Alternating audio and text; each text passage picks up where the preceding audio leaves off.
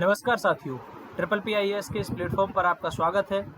आज हम जिस सब्जेक्ट को डिस्कस करने जा रहे हैं वो हाल ही में सुप्रीम कोर्ट के द्वारा जो SC/ST रिजर्वेशन के ऊपर एक ऐतिहासिक निर्णय दिया है उसके संदर्भ में डिस्कशन करेंगे। और यह डिस्कशन आपके सेकंड पेपर के लिए तो इम्पोर्टेंट है ही है, साथ ही एक अवेयर सिटीजन होने के नाते हम सभी को यह जानना चाहिए कि सुप्रीम कोर्ट ने जो डिसीजन दिया है उसके क्या आउटकम्स, संभावित आउटकम्स हो सकते हैं, है ना। एक चीज़ तो ये आपको समझ में आएगी इसके अंदर, और बाकी रिजर्वेशन से रिलेटेड इंडियन कॉन्स्टिट्यूशन में क्या प्रावधान है उससे रिलेटेड बातें भी आपको यहाँ पर जानने को मिलेंगी। सबसे पहले आपके पास ये आप डिस्कशन में आ ही गया है कि सुप्रीम कोर्ट का एक डिसीजन आया है, अभी वो हिस्टोरिकल डिसीजन मान के चल सकते हो SC/ST रिजर्वेशन के ऊपर, जिसकी कि कई वर्गों के द्वारा काफ़ी लंबे अरसे से मांग की जा रही थी। पहले तो मैं आपको बताता हूँ कि रिजर्वेशन का अर्थ क्या है ना। रिजर्वेशन अगर हम इंडियन कॉन्स्टिट्यूशन के अंदर देखें तो इसको पॉजिटिव डिस्क्रिमिनेशन या एफर्मेटिव एक्शन के रूप में भी दिखाया जाता है। इसका मुख्य रूप से जो प्रावधान किया गया है वो इंडियन कॉन्स्टिट्यूशन के आर्टिकल 15 क्लॉज 4 में यह व्यवस्था की गई है कि जो SEBC या SC/ST के लिए शैक्षणिक संस्थानों में आरक्षण प्रदान किया जा सकता है राज्य के द्वारा।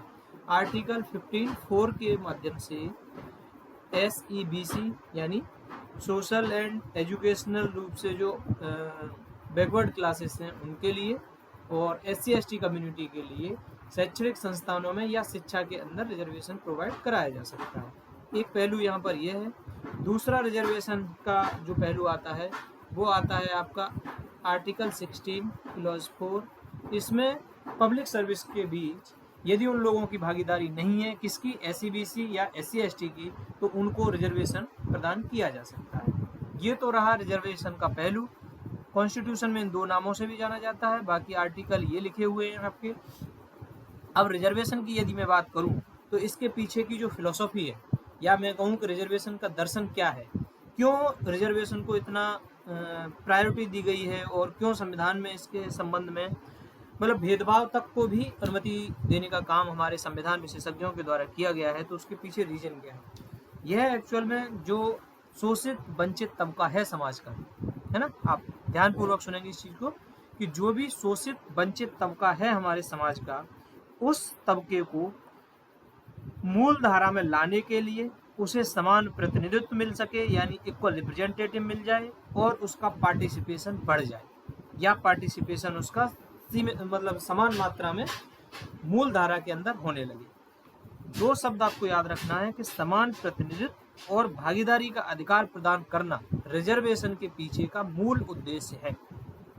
समान प्रतिनिधित्व प्रदान करना और भागीदारी का अधिकार प्रदान करना, ये दो उद्देश्य मूल रूप से जो रिजर्वेशन की व्यवस्था कॉन्स्टिट्यूशन के अंदर की गई है उसमें देखने को मिलती है। तो ये तो है इसकी फिलोसफी।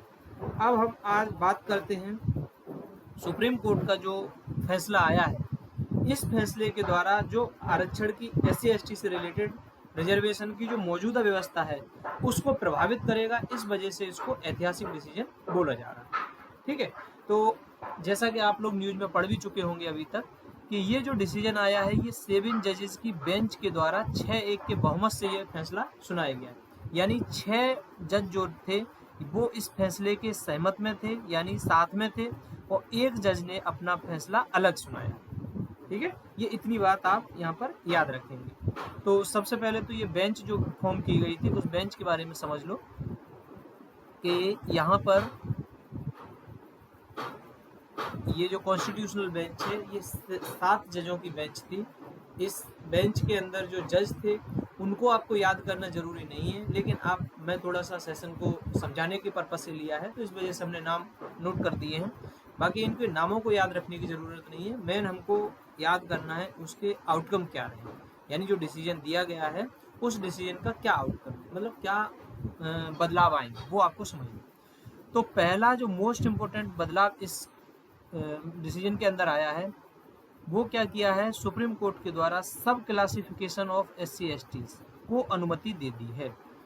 अब इसमें क्या होगा, स्टेट कैन नाउ सब कैटेगराइज या स्टेट कैन सब classify SC within the 15% reservation quota to provide better support for the most disadvantaged group। क्या मतलब हुआ इसका कि जो सब क्लासिफिकेशन किया जा सकता है, इससे पहले आप देखेंगे एक मामला आया था 2004 में, उसका नाम था ईवी चिनैया बनाम state of Andhra Pradesh. EV Chinnaiah बनाम स्टेट ऑफ आंध्र प्रदेश, उसमें सुप्रीम कोर्ट के द्वारा SC ST कम्युनिटी के अंदर सब क्लासिफिकेशन करने से मनाही कर दी थी, है ना, नकार दिया था कि राज्य इस तरीके का सब क्लासिफिकेशन नहीं कर सकते।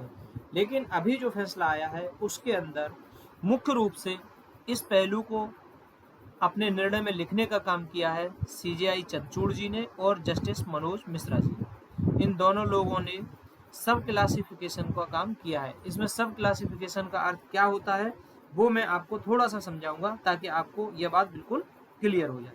इसमें क्या किया जाएगा कि SC ST की जो भी जातियां हैं ज़्यादा पिछड़ी रह गई हैं, उन्हें आरक्षण का लाभ नहीं मिल पाया है ना, यानी आरक्षण का लाभ SC ST कम्युनिटी में जो ऊपर का वर्ग है वही उठाता रह रहा है और नीचे की जो कम्युनिटी है उनको उसका लाभ नहीं मिल पा रहा है, और उनका सरकारी नौकरियों में पर्याप्त प्रतिनिधित्व नहीं होने की वजह से इस उपवर्गीकरण यानी सब क्लासिफिकेशन के माध्यम से आरक्षण के भीतर आरक्षण का प्रावधान करने की दिशा में सुप्रीम कोर्ट ने एक्सेप्टेंस दे दी है। शायद आपको अभी समझ में आया हो या नहीं आया है तो मैं और थोड़ा सा समझा देता हूँ। जैसे मान लो कोई कम्युनिटी SC ST के अंदर आती है और उसमें सुप्रीम कोर्ट ने बोला है कि आप इसका सब क्लासिफिकेशन कर सकते हो यानी उपवर्गीकरण कर सकते हो। तो एक जैसे मान लो यह कैटेगरी हो गई, एक यह कैटेगरी हो गई, ये वो लोग हैं जो बिल्कुल गरीब लोग हैं, ये वो लोग हैं जो डेवलप हो चुके हैं, या मैं कहूँ इनके घर के लोग सिविल सर्विसेज में आ चुके हैं या कोई बड़े बिजनेसमैन हैं, तो इन लोगों के पास फैसिलिटी है। लेकिन वही रिजर्वेशन SC का इनको मिलता है, वही रिजर्वेशन इनको मिलता है।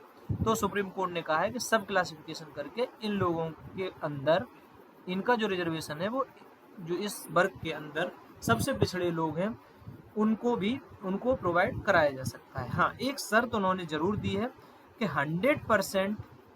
100% इस कैटेगरी का जो टोटल कैटेगरी का रिजर्वेशन है वो इस जो सबसे गरीब तबका है उसको प्रदान नहीं किया जा सकता है। अर्थात ऐसा नहीं है कि रिजर्वेशन पूरा का पूरा इन लोगों का समाप्त कर दिया जाएगा और इनको दे दिया जाएगा। ऐसी व्यवस्था सुप्रीम कोर्ट ने अभी हालिया डिसीजन में अपने में की है। तो इस डिसीजन का सबसे मुख्य एक पहलू था वो ये था सब क्लासिफिकेशन की एक्सेप्टेंस दे देना। यह जो क्लासिफिकेशन की एक्सेप्टेंस दी गई है ये आर्टिकल 342 के अकॉर्डिंग दी गई है ना, ये बात आप याद रखें। 342 नहीं 341 के अकॉर्डिंग दी गई, इसको हटाओ, 341 के अकॉर्डिंग 341 आर्टिकल के अंदर यह सब क्लासिफिकेशन की बात सुप्रीम कोर्ट के द्वारा एक्सेप्ट करी गई है। दूसरा इस डिसीजन का जो मुख्य पहलू था वो था क्रीमी लेयर का प्रिंसिपल। कुछ लोगों ने इसको सुन रखा होगा पहले से, क्रीमी लेयर का प्रिंसिपल क्रीमी लेयर का सिद्धांत। इसके अंदर क्या किया जाएगा कि अभी आपको पता होगा कि यह क्रीमी लेयर का जो कॉन्सेप्ट है ये अभी केवल और केवल OBC वर्ग के रिजर्वेशन के अंदर एप्लीकेबल है। और इसके लिए जो एक केस था, इस केस का नाम, जिस केस से ये आया था, क्या नाम है इसका, क्रीमी लेयर का, ये इंदिरा साहनी,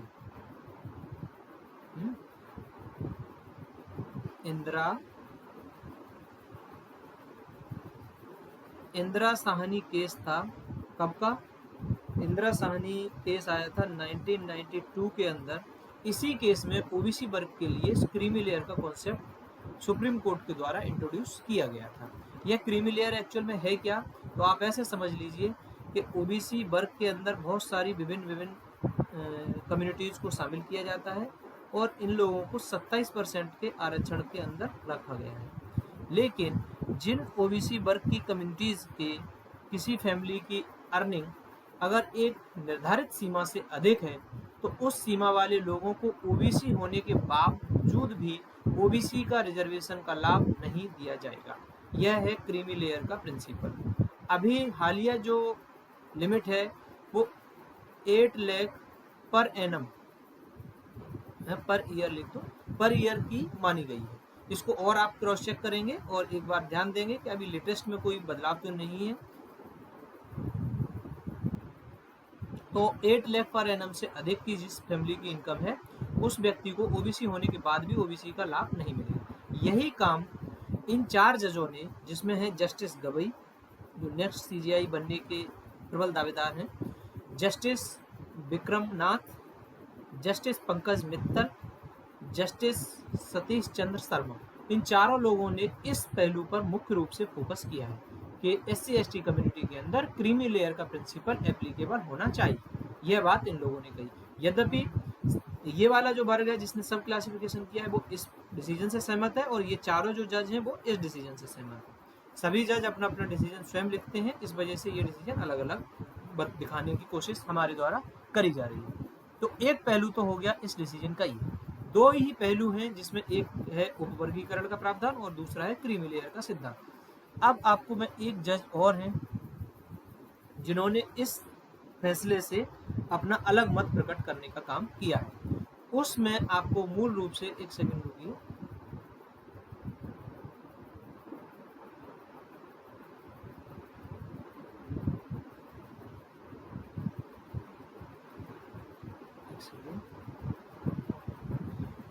ये जो जज हैं जज बेला एम त्रिवेदी, इन्होंने इस फैसले से असहमति प्रकट करते हुए कहा है कि जो आर्टिकल 341 है इसके अंदर अनुसूचित जातियों का विवरण रहता है। आर्टिकल 341 के अंदर अनुसूचित जातियों का जो विवरण रहता है इसमें राज्यों के द्वारा हस्तक्षेप नहीं किया जा सकता है। जो जज हैं बेला एम त्रिवेदी, इनका मानना है कि आर्टिकल 341 है, इसके अंदर राज्यों को यानी स्टेट्स को हस्तक्षेप करने की या मॉडिफिकेशन करने की अनुमति नहीं होती है। एक तो ये बात उन्होंने कही। दूसरी बात, ये बात उन्होंने किस पे कह दी?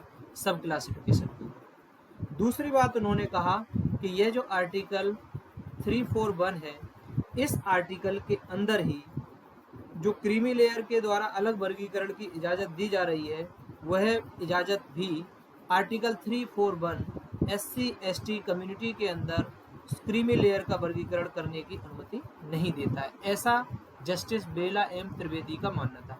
यह आपसे कभी पूछा जा सकता है कि ये जो 7 जज की बेंच थी इसमें 6-1 का डिसीजन आया था, लेकिन जो एक जज इस डिसीजन के अपोज में थे या मैं कहूँ इनसे डिफर मत रखते थे, वो जज का नाम आप बताएं। तो वो आप याद रखेंगे जस्टिस बेला एम त्रिवेदी हैं जिन्होंने यह कहा। यही इन्होंने तर्क दिए हैं, यही तर्क इन्होंने दिए हैं। जबकि जो जस्टिस गवई है, जस्टिस गवई ने कहा है, इन्होंने मूल रूप से डॉक्टर अंबेडकर जी की एक बात का हवाला देते हुए कोट किया है कि राजनीतिक लोकतंत्र तब तक नहीं टिकेगा, राजनीतिक लोकतंत्र तब तक नहीं टिकेगा जब तक सामाजिक लोकतंत्र सुनिश्चित नहीं किया जा सकता है। Without social democracy political democracy can not be exist.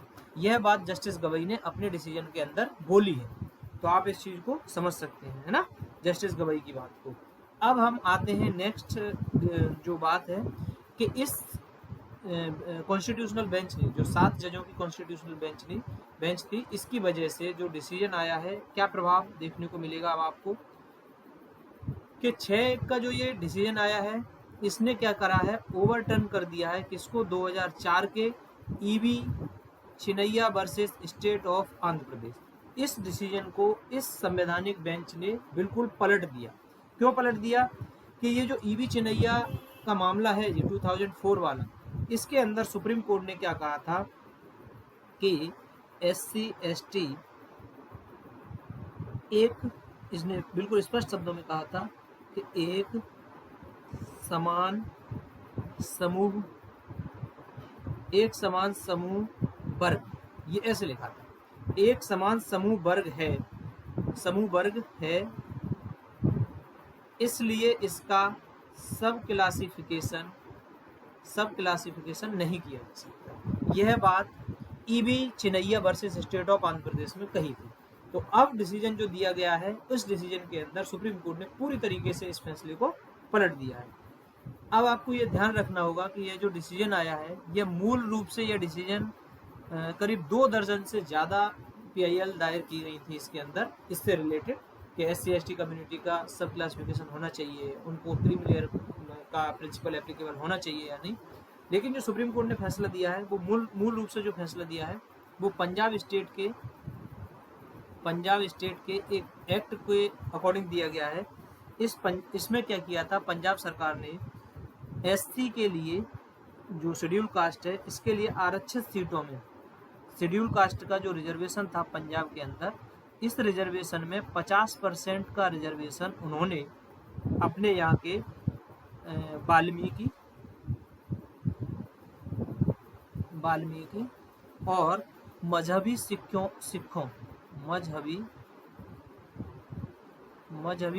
को दे दिया था। यानी क्या आप समझेंगे इससे कि SC जो कम्युनिटी है इसको टोटल 15% का रिजर्वेशन का लाभ मिलता है। तो पंजाब सरकार ने क्या किया कि अपने यहाँ पर इस रिजर्वेशन में सब क्लासिफिकेशन करते हुए, उप वर्गीकरण करते हुए 50% रिजर्वेशन यानी 7.5% का रिजर्वेशन अपने यहाँ की वाल्मीकि और मजहबी जो सिख हैं उनको प्रदान करने का काम किया। इस पंजाब सरकार के डिसीजन को वहाँ के हाई कोर्ट में चैलेंज किया गया। State of Punjab versus Devendra Singh, ये 2020 का मामला है। तो वहाँ जो पंजाब का हाई कोर्ट है उसने इस फैसले को पलट दिया, यानी इसको निरस्त कर दिया। इसी फैसले को पंजाब सरकार सुप्रीम कोर्ट में लेकर आई थी और सुप्रीम कोर्ट में उसने चैलेंज किया था।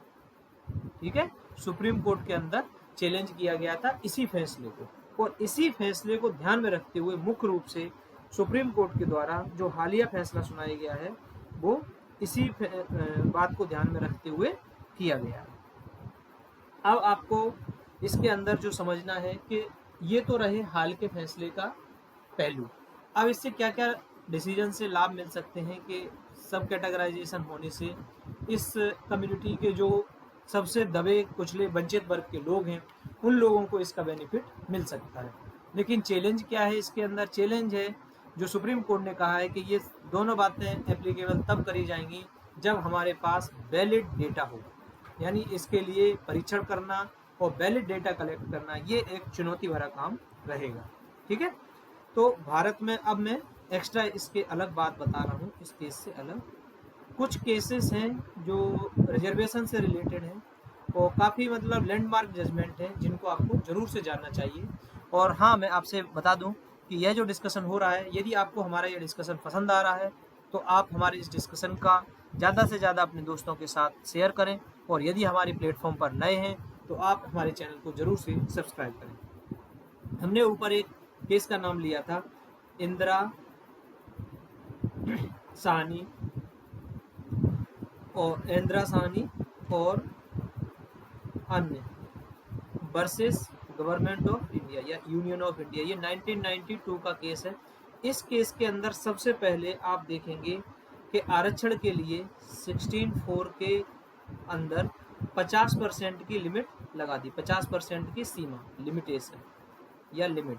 इसी के अंदर क्रीमी लेयर का कॉन्सेप्ट आया है ना, तो इतनी बात आप इसके अंदर जरूर से ध्यान रखेंगे। दूसरा अभी हालिया जो डिसीजन आया है, एक मोस्ट इम्पोर्टेंट डिसीजन में लिख रहा हूँ यहाँ पर, जनहित अभियान, ये है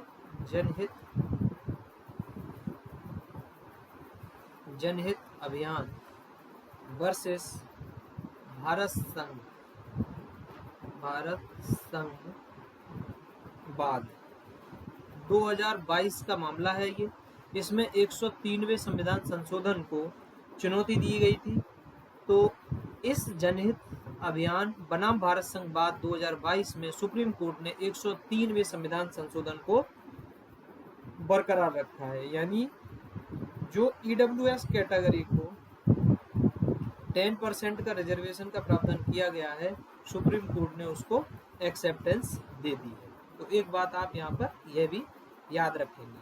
तो इस प्रकार से ये कुछ केसेस थे इससे रिजर्वेशन से रिलेटेड जो मोस्ट इम्पोर्टेंट केसेस हैं।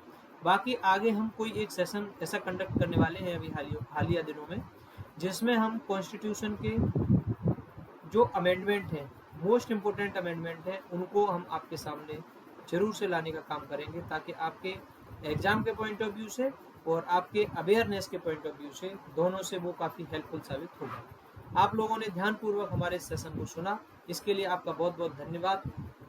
मिलते हैं किसी नए डिस्कशन के साथ, तब तक के लिए धन्यवाद। जय हिंद।